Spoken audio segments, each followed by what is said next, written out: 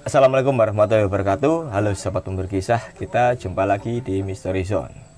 Nah, setelah sekian lama kita nggak upload video ya Kang Surya ya. Tidak menyapa para sobat pemburu kisah juga ya. Akhirnya kita bisa memberikan kisah lagi, memberikan sapaan kita ya. Iya, kepada apalagi sobat pemburu kisah. sekarang ini kita coba aktivitas di luar ruangan ya Pak Jack. Iya.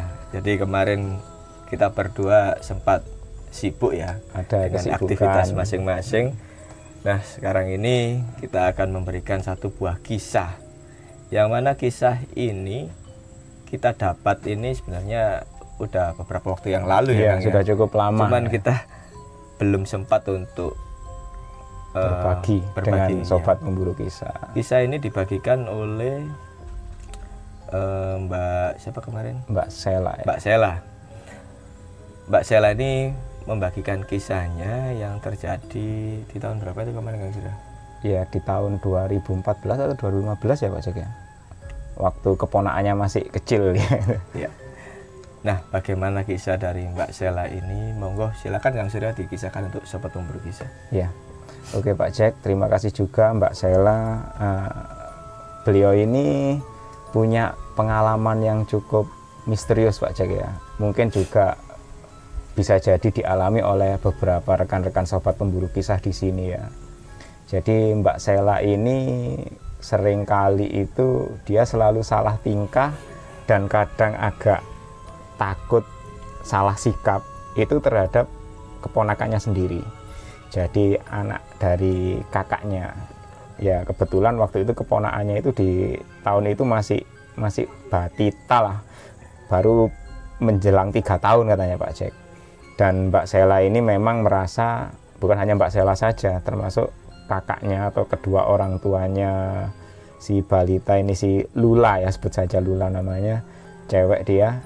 Karena si Lula ini punya apa Pak Jack, kayak semacam indera keenam atau mungkin kelebihan khusus gitu.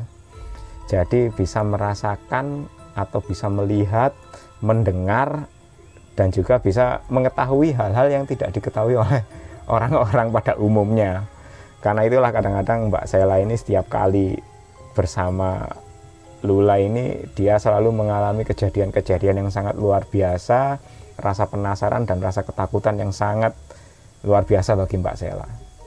Nah, salah satu kejadian yang dialami ini ya pada tahun tadi itu Pak Jack. Jadi waktu itu Mbak Sela ini kebetulan diajak oleh keluarga kakaknya itu untuk refreshing lah, menyenangkan ya keponakannya yang satu ini. Jadi pada waktu itu mereka berencana untuk pergi ke Kota Batu aja. Kebetulan kan di sana kan juga banyak wahana ya untuk yang cocok untuk anak-anak seusia Lula gitu. Mereka berangkat ke sana karena tidak mungkin kedua orang tuanya Lula ini sendirian. Dia itu ngajak adiknya Mbak Sela. Jadi kakaknya ini ngajak, "Sel, ikut aja, barangkali nanti kamu kan lebih tahu daerah Malang, Batu dan sekitarnya." Karena memang kedua kakaknya Mbak Sela ini bukan asli Malang. Sementara Mbak Sela dulu katanya itu sempat berkuliah cukup lama di Malang Pak Jack. Akhirnya karena mungkin diminta untuk menemani kakaknya, terus juga dia mungkin ingin juga bermain-main dengan keponakannya si Lula, akhirnya ya sudah, enggak apa-apa, nanti hari Minggu kita berangkat semua gitu. Nah, ketika mereka berangkat, sebenarnya ya Mbak Sela ini dan kakaknya sudah paham si Lula ini pasti nanti akan merasakan atau melihat hal-hal yang tidak semestinya. Jadi Mbak Sela ini benar-benar berpikir di mana tempat-tempat yang akan mereka kunjungi. Mbak Sela merasa, oh kayaknya tempat ini aman, tempat ini nggak terlalu Mbak Sela juga banyak bertanya kepada teman-temannya, termasuk nanti kita menginap di hotel mana, di villa mana. Dia itu sempat tanya ke teman-temannya, kira-kira yang aman dalam tanda kutip lah. Karena ya Mbak Sela dan keluarga kakaknya ini tahu keponakan yang satu ini memang agak beda. Jadi mereka harus berpikir tempat-tempat mana saja yang disinggahi nanti di Kota Batu itu berwisata supaya mereka nggak merasakan hal-hal yang aneh gitu. Akhirnya mereka pun perjalanan dimulai, dan sepertinya katanya Mbak Sela, 2 hari itu adalah 2 hari petualangan yang luar biasa Pak Jack. Karena seperti prediksi sebelumnya, memang Mbak Sela dan keluarga kakaknya ini tidak mengalami hal-hal yang aneh, atau prediksi mereka di tempat wisatanya itu mereka tidak mengalami hal-hal apa-apa. Bahkan di tempat menginap hotel tidak mengalami hal aneh-aneh. Justru mereka mengalami 2 kejadian yang tidak disangka-sangka itu dalam perjalanan Mbak Jack. Jadi yang pertama itu waktu mereka masuk tol. Ketika mereka berjalan dengan kendaraan yang Mbak Sela ini kan dia bersama Lula di bangku tengah, sementara kakaknya dan suaminya kakaknya itu berada di bangku depan mengemudikan mobil. Selama perjalanan ya bocah kecil ini seperti biasa aktivitasnya ya mungkin menyaksikan jalan dan lain sebagainya. Tapi ketika mereka hendak keluar dari pintu tol, itu ada salah satu kendaraan itu yang mengantri di depannya. Kebetulan mereka berbeda jalur katanya Mbak Sela. Kendaraan yang mengantri di depannya ini kendaraan berat, kendaraan besar. Sementara Mbak Sela dan keluarganya itu di salah satu pintu tol, tepat di belakang kendaraan itu, di sampingnya Pak Jack. Jadi antrian kendaraan berada di sebelahnya tapi agak depan. Si Lula ini sempat berkata, "Loh, itu orang-orang ngapain ya? Kok banyak sekali bergelayut atau ya istilahnya berpegangan kok mau naik ke atas kendaraan." Padahal yang dilihat Mbak Sela waktu itu hanya sebuah truk kosong yang nggak ada muatannya, dan kalaupun ada orang di dalam bak truk yang kosong itu nggak mungkin terlihat karena ada penutupnya Pak Jack. Istilahnya ada penutup kayak kain terpal gitu, dan penutupnya itu juga ngepres dengan bodi atasnya bak truk itu. Dan kalau ada orangnya kok bocah ini kelihatan ya, di situ tuh kok banyak orang yang katanya ya mau naik ke atas truk itu. Mbak Sela dan keluarganya sudah mulai merinding. Waduh, ini anak baru perjalanan mau berangkat aja udah ngelihat hal-hal yang udah nggak beres gini. Akhirnya Mbak Sela pun sama keluarganya cuma berusaha menghibur. Oh, itu paling truknya aja yang bawa boneka nih. Dan si anak kecil bilang, enggak boneka kok. Itu yang naik itu ada yang nggak ada kepalanya, ada yang tubuhnya hitam semua. Makin merinding. Bahkan suaminya kakaknya Mbak Sela ini saking bingungnya katanya sampai langsung nyetel lagu, mencari saluran lagu sambil minta untuk Sela ini menghibur keponakannya. Udah tidak ada apa-apa, langsung mereka untuk menghindari pemandangan yang lebih tidak menyenangkan lagi, kakaknya ini dengan serta-merta itu nekat melanggar, katanya ngambil jalur supaya menjauh dari pintu tol antrian itu Pak Jack. Yang penting si bocah ini nggak ngelihat hal-hal itu lagi, karena kedua orang tuanya Lula ini selalu kalau si bocah ini sudah melihat gituan itu akan terus Pak Jack terbawa sampai ke alam mimpi, bahkan sampai malam seolah-olah ya dibahas terus. Atau bisa jadi ya sosok-sosok itu katanya mungkin mengikuti kemana si bocah ini pergi. Akhirnya dengan cara menghindar itu mereka sudah dalam kata lain ya menghibur bocah ini supaya tidak teringat kejadian itu tadi. Akhirnya mereka melakukan perjalanan dan masih di area pintu tol Pak Jack, di area jalan tol. Si Lula ini bukannya melihat kendaraan di depan, dia itu melihat ke samping itu malah katanya banyak ada sosok itu yang terbang itu mengikuti ya arah mobil itu berjalan. Kali ini kakaknya Mbak Sela juga agak heran juga, ini anak ini baru berangkat udah ngelihat gini-ginian. Dia sempat merasa jangan-jangan nanti kita ke sana ini malah merasakan banyak hal yang tidak semestinya, justru bukan terasa liburan gitu. Akhirnya karena mungkin Mbak Sela sudah berusaha sebaik mungkin, katanya dengan sedikit merinding, dengan sedikit ketakutan, dia itu nggak pernah tanya apa yang kamu lihat, seperti apa sosoknya, dia itu nggak pernah nanya. Dia itu paling berusaha menghibur, wah ini loh ada mobil warnanya biru. Dia justru berusaha mengalihkan ke hal-hal lain. Jadi di tol itu si Lula ini sudah melihat beberapa kali penampakan yang tidak semestinya Pak Jack. Sampai akhirnya ketika mereka sudah sampai di Kota Batu, mereka beraktivitas ke tempat-tempat wisata di sana. Bocah ini agaknya terhibur, jadi ya sehari penuh itu dia tidak terlalu, mungkin walaupun dia sudah merasakan atau melihat, tapi dia tidak terlalu peduli dengan apa yang dilihatnya. Jadi katanya Mbak Sela selama seharian itu si bocah ini ya sangat terhibur, menikmati kegiatannya. Dan ketika pulang ke penginapan, Mbak Sela dan keluarganya sempat khawatir jangan-jangan di dalam sini nanti ada sesuatu yang dialami. Tapi ya syukur nggak ada kejadian apa-apa, karena waktu balik ke penginapan si Lula ini habis makan langsung tidur, Pak Jack. Dan keesokan paginya mereka beraktivitas seperti biasa, berkunjung ke tempat-tempat wisata sampai akhirnya mereka pulang. Lah, karena kemarin waktu berangkat dan pulang itu mereka kan lewat jalan tol. Jadi pada waktu pulang ini mereka berencana nanti sekaligus mencari tempat makan. Jadi mereka nanti itu sampai ke arah Sidoarjo itu berencana nggak lewat jalan tol sama sekali. Jadi ya istilahnya mulai dari Kota Malang sampai ke Sidoarjo itu mereka mungkin hanya masuk area tol di sekitaran Porong itu aja katanya.